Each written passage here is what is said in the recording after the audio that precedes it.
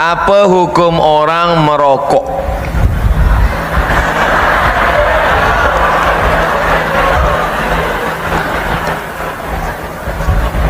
Ini bukan fatwa Abdul Somad. Abdul Somad bukan ulama. Abdul Somad hanya membacakan fatwa ulama sahaja.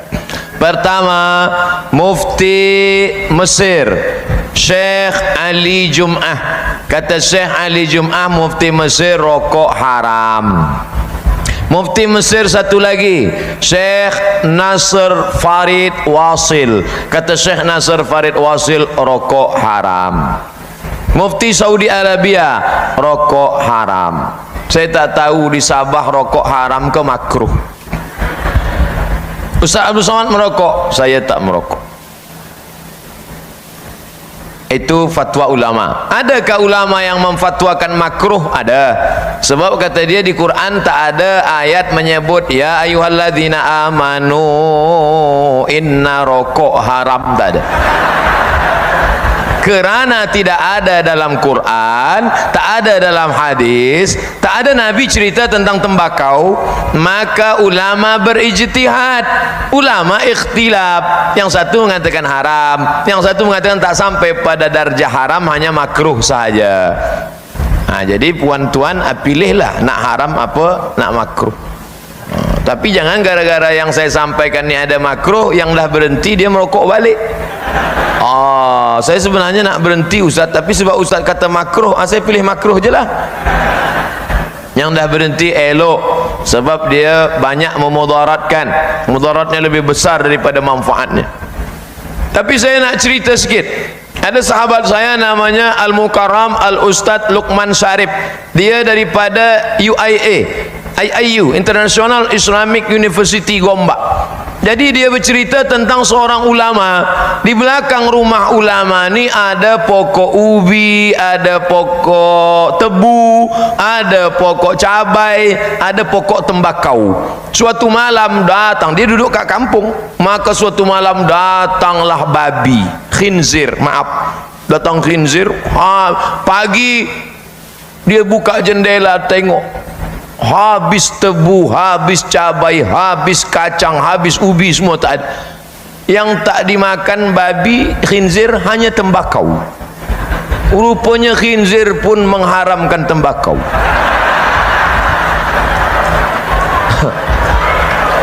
Itu, tapi cerita ni padahal khinzir tu kan haram. Khinzir tu kan haram. Yang haram pun mengharamkan tembakau. Jangan sakit hati, saya cerita je. Hukum merokok, saya pribadi kalau saya pribadi, kalau berbeda pendapat ya saya hargai, silakan saja. Tapi saya pribadi mengatakan haram. Haram saya pribadi. Kalau antum percaya dengan saya, ya antum tinggalkan rokok, tinggalkan. Apa dalil yang menjadikan? Tolong sampaikan pada saya saja bukti satu saja yang menguatkan pada saya bahwa rokok itu bisa halal. Halal itu kan artinya nggak ada masalah, hilal muskilah, nggak ada masalahnya, tidak menimbulkan masalah, tidak madarat, tidak melanggar unsur yang bisa menyebabkan jatuh hukum-hukum yang sifatnya kemudian mencegah dari keburukan. Baik, mencegah dari keburukan, segala yang halal pasti baik. Baik dari segi hukum, baik dari manfaat, baik untuk kesehatan kalau itu makanan, baik untuk fisik kalau itu pakaian, baik untuk kehidupan kalau itu sekitaran dalam kehidupan kita. Sekarang persoalannya, tolong tunjukkan pada saya di mana sisi baik rokok yang dipandang secara objektif itu baik. Mana baiknya? Kalau rokok itu baik, antum boleh nggak anak antum yang 5 tahun dikasih rokok? Katanya baik. Antum sih nggak membolehkan anak antum merokok. Kenapa antum merokok? Bikin. Dan antum sepakat bahwa rokok itu kan ada racunnya. Di dalam rokok itu ada sesuatu yang berbahaya. Antum yang merokok, masya Allah, menebarkan juga racun untuk orang lain. Dan penghisap itu kan lebih banyak ya negatifnya dibandingkan dengan perokok aktifnya. Perokok pasif itu lebih berbahaya. Dan sudah banyak penelitian di situ. Maka kalau saya pribadi mengatakan rokok haram gitu kan, jangan membunuh jiwa sendiri dengan keadaan yang demikian. Kalau antum masih mau mengambil yang lainnya, ya itu terserah antum pribadi. Ya, tapi kalau antum bisa merokok misalnya sampai malam ini, saya katakan pada antum, kalau antum mencintai kita semua, berhentilah antum merokok. Simpan. Ya, setiap antum merokok, masya Allah, setiap mau merokok, antum bikin kotak aja dulu. Kalau bisa kotak kayak akuarium, simpan. Ya, Ya, terus kebiasaan antum merokok, begitu kemudian ingin beli rokok, antum ganti bismillah, masukkan ke akuarium itu. Bismillah, masukkan lagi. Bismillah, setiap mau merokok, berlindung kepada Allah, ya Allah jauhkan saya, Allah dari rokok jauhkan saya. Minta, bertekad, tapi konsisten. Ya, begitu uang siap diberikan, masukkan akuarium, masukkan akuarium. Lihat dalam setahun. Begitu setahun bisa beli motor antum. Buka akuariumnya, antum lihat. Ternyata kebiasaan merokok itu ketika antum simpan, hasilnya bisa bermanfaat lebih untuk antum. Ya, jadi saya mohon kepada antum semua, kalau merokok lebih baik berhenti saja. Kalau ada pendapat lain, itu pendapat masing-masing. Tidak harus saling berselisih di situ. Jelas ya? Ustaz nggak merokok aja, nggak tahu caranya merokok. Ya memang saya nggak merokok, kan? Apa yang mau dipaksakan di situ? Para ulama. Kalau ulama dulu, kita kembali kepada ulama abad keempat. Itu mengatakan rokok itu sunnah. Baik. Jadi fatwa abad keempat dinukil para ulama. Karena apa? Belum terbukti, dan cara merokok pun masih sangat sederhana. Belum ada pabrik rokok yang besar itu, paling hanya orang per orang dan sebagainya begitu. Dan kenapa? Karena kalau lagi ngerokok itu bisa menjaga perang, perbatasan itu. Kalau dengan rokok dia melek, nggak ngantuk, sehingga dianggap ini sebagai sesuatu yang untuk membantu dalam kebaikan, maka hukumnya baik, makanya sunnah dulu. Abad ke-8 banyak orang batuk-batuk, dan banyak akhirnya para ulama mulai berubah menjadi hukum makruh. Itu abad ke-8 mulai menyebar namanya rokok dan tersebar di sana sini. Abad ke-8 makanya banyak orang ketahuan setelah ngerokok banyak yang batuk-batuk, akhirnya makruh. Jadi bertahap. Jadi ini fatwa tahun berapa yang kita nukil kan begitu, sehingga ulama yang membaca fatwa lama mengatakan rokok adalah makruh. Akan tapi lihat, orang akhir mutaakhirin menilai dari rokok ini adalah dengan ahlinya. Bukan urusan rokok saja, mohon maaf. Kalau urusan rokok ini memang ada usaha kecanduannya. Bukan urusan rokok apa saja, segala bentuk yang dikonsumsi oleh seseorang, jika sudah divonis oleh ahlinya, dalam hal ini adalah dokter. Kalau dokter mengatakan itu membahayakan, langsung fatwa ulama harus ikut dokter. Saya pernah membuat contoh, kalau ada di sebuah hutan, perhutani berkata, para pengunjung dilarang masuk hutan untuk sementara. Karena apa? Tiba-tiba terbukti di hutan ini ada berapa ratus harimau yang baru beranak nih. Kalau lihat manusia langsung nerekam. Ini yang ngomong siapa? Perhutani. Kalau yang ngomong Buya Yahya jangan didengar, karena saya tidak pernah masuk hutan. Tapi kalau berhutani haram kita melanggar, maka fatwa ulama mengatakan haram masuk hutan, karena sudah dibukti, dikasih tahu sama penjaga hutan bahwasanya di sini banyak harimau yang buas dan membahayakan. Kalau anda masuk lalu dibunuh, anda bunuh diri. Karena yang ngomong berhutan. Urusan rokok yang ngomong mohon maaf dokter, dan bukan saya. Saya tidak ikut-ikut urusan rokok, mohon maaf. Saya tidak pernah punya laboratorium, saya tidak ngerti urusan rokok, saya tidak mau. Hanya saya tanya ahlinya urusan kesehatan. Tanyakan kepada dokter, tanyakan kepada medis, apa kata dokter. Minta rekomendasi 10 dokter yang ahli mengatakan rokok adalah ada vitamin apanya, atau buat sehat. Ini kita perlu jujur dalam berfatwa, dalam menyampaikan fatwa. Ulama ahlinya dalam hal ini, anda fas'alu ala dzikri in kuntum la ta'lamun, perintah Al-Quran. Tanyakan ahlinya, dan ahlinya adalah para dokter. Biarpun dokter yang rokok tuh diam-diam ngomong rokok tuh membahayakan loh ya. Dia sadar, dokter lah kamu rokok, iya nih saya itu susah meninggalkan rokok. Tapi bahaya enggak? Bahaya sih, bahaya. Coba, ini dalam hukum itu sebenarnya sederhana. Tidak usah kita sok jadi dokter. Saya tidak perlu jadi seorang dokter. Lalu nggak usah saya Al-Bahja akan mengeluarkan fatwa kalau sudah punya laboratorium. Oh, sampai mati ini saya tidak punya laboratorium. Cukup saja tanyakan apa kata dokter. Setelah dokter mengatakan, lalu distempel di setiap rokok membuat kanker, membahayakan dan sebagainya. Itu bohongan atau beneran kira-kira? Dalam dunia bisnis gak mungkin itu bohong. Dunia bisnis harus dihapus. Mungkin kalau dunia bisnis untuk mempromosikan rokok menguatkan apa begitu misalnya, harus begitu kan? Tapi malah sebalikannya. Nah, itu bukan main-main, bukan saya yang ngomong. Yang punya rokok pun juga ngomong kok, masa? Yang punya rokok tuh ngomong itu.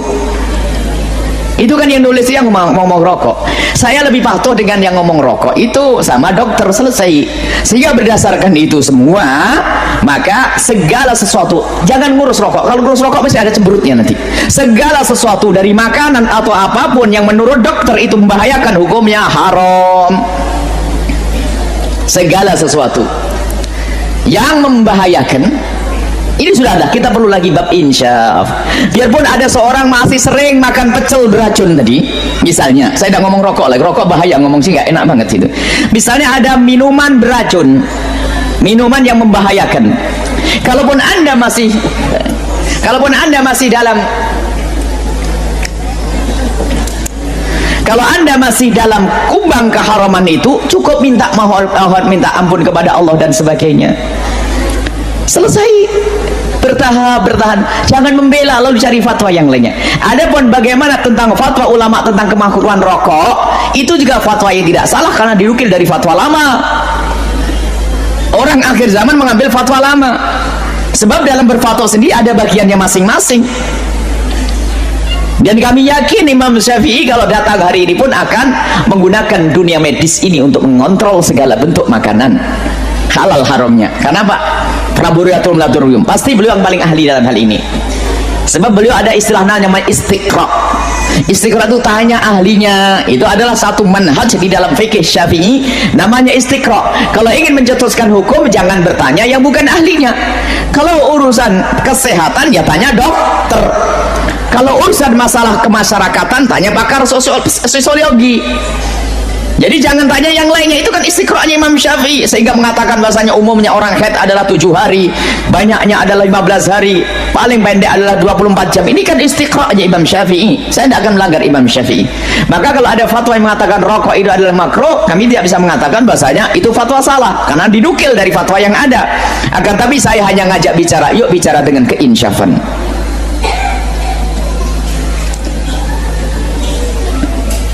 Kalau anda tidak insaf, besok insya Allah ada satu rombongan yang menghadiahkan rokok kepada anda, mengajari anak anda yang umur 5 tahun diajari ngerokok. Mau enggak? Enggak mau. Istri anda biar ngerokok semuanya, putra putri anda biar merokok semua. Mau atau tidak? Enggak mau. Perokok pun geleng kepala. Kita perlu ini yang kita bahas, istafti qalbak, tanya hati kecilmu, perlahan berusaha untuk berubah perlahan. Dan alhamdulillah kita menemukan orang yang banyak berubah, yang semula ngerokok dan sebagainya perlahan berubah. Harus kita ini insyaf, itu sadar. Dan bukan fatwa saya. Makanya kalau ulama yang mengatakan rokok haram, dia juga punya dasar. Ulama yang mengatakan rokok adalah makruh, ada dasar. Ulama-ulama terdahulu. Tapi ayo kita belajar ilmu insyaf yang sesungguhnya. Apa sih hakikatnya rokok itu? Berbahaya atau tidak? Selesai. Gak usah berhujah, katanya rokok memperpendek umur. Itu mbah saya yang rokok umurnya 90 tahun nih. Mulai ada kesombongan. Cukuplah, oh iya begitu ya, memang kata dokter membahayakan. Selesai. Dalam berhujah ini adalah musibah berat. Dan ingat, bagi yang sudah tidak merokok, ya jangan serta-merta mencaci maki orang yang masih merokok. Kemana-mana rokok haram, sampai sumpah akhirnya dipanggil ustadz rokok. Gara-gara setiap majelis ngomong rokok haram. Saya punya salah satu orang yang saya kenal, satu kampung itu ternyata Pak, anak orang yang saya kenal itu adalah Buya kenal dengan ustadz ini. Oh iya, itu kawan saya. Oh itu ustadz rokok. Kenapa? Setiap di majelis ngomong rokok haram, kayak tidak ada ceramah yang lain lagi. Jadi orang pada tersinggung, rokok haram. Sehingga gara-gara sering ngomong rokok haram, dipanggil ustadz rokok. Semuanya ada pada tempatnya.